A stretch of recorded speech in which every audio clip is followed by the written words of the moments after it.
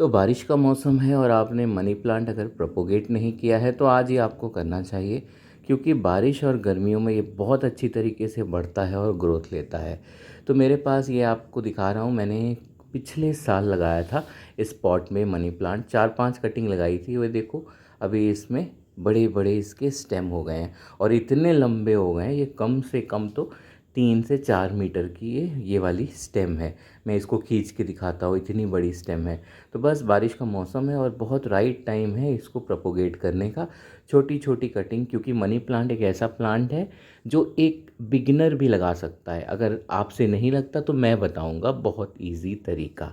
तो हर पत्ते के पीछे आप एक नोड देखोगे, तो आपको बस उस नोड के एरिया से काटना है।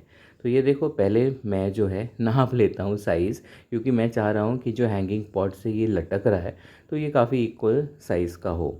तो अभी देखो, जैसे आप देख रहे हो, कहीं पे आपको ना बहुत लंबी रूट नज़र आएगी, कहीं पे आपको बहुत छोटी रूट नज़र आएगी, क्योंकि अभी बारिश का मौसम है ना। तो अभी नॉर्थ इंडिया में, बिहार में रहता हूँ, तो बारिश थोड़ी बहुत मानसून आ चुका है और बारिश शुरू हो चुकी है। तो अभी मौसम में ह्यूमिडिटी बहुत है और जब तक बारिश रहेगी ह्यूमिडिटी ऐसे ही बरकरार रहेगी। और मनी प्लांट को ह्यूमिडिटी ना बहुत पसंद होती है। गर्मी के टाइम पे ये बहुत अच्छा ग्रोथ करता है, ह्यूमिड कंडीशन में बहुत अच्छे से ये ग्रोथ करता है और फैलता है।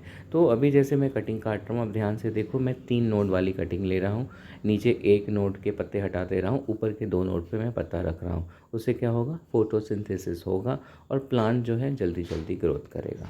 इस तरीके से आप कोई भी मनी प्लांट पोथोस को ग्रो कर सकते हो, कोई सा भी हो, मार्बल क्वीन हो, नेऑन हो, या कोई भी वेरीगेटेड पोथोस हो।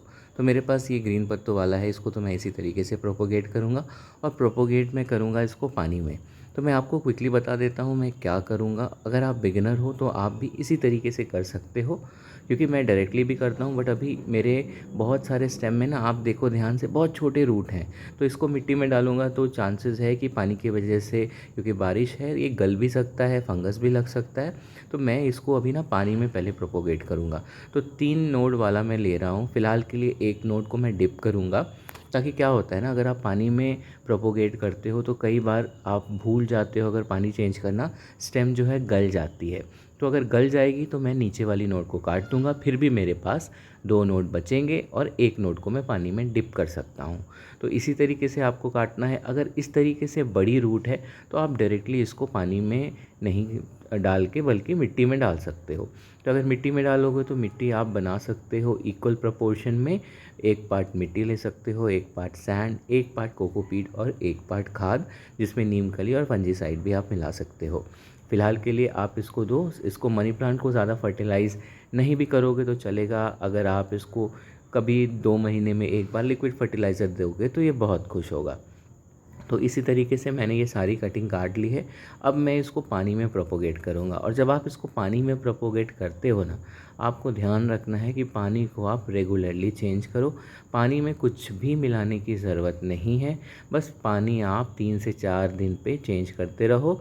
या जैसे आपको लगे कि पानी में फंगस आ रहा है, आप कटिंग को हल्के हाथों से धो भी सकते हो, टैप वाटर में, रनिंग वाटर में, और उसके बाद आप उसको दोबारा से पानी में प्लेस कर सकते हो। तो इसी तरीके से जैसे 2 हफ्ते होएंगे, आपको कुछ नई ग्रोथ दिख जाएगी। और नई ग्रोथ जब दिखेगी तो ये मिट्टी में जाने के लिए तैयार होगा। अगर आप इसको लंबे टाइम तक पानी में ही छोड़ दोगे तो ये ना पानी में, मतलब एक तरह से ये लाइक करने लगता है पानी को, और पानी के हिसाब से ग्रोथ करता है। फिर कई बार फिर हम अचानक से जब मिट्टी में डालते हैं तो ये सड़ जाता है। तो आपको ध्यान रखना है, ज़्यादा से ज़्यादा 10 से 15 दिन आप जैसे नई ग्रोथ देखो, आप इसको मिट्टी में ट्रांसफ़र कर दो। अगर आपको ये मेरा वीडियो अच्छा लगा है तो आप लाइक करो, कमेंट करो, और अगर नए हो तो मेरे चैनल को सब्सक्राइब करो।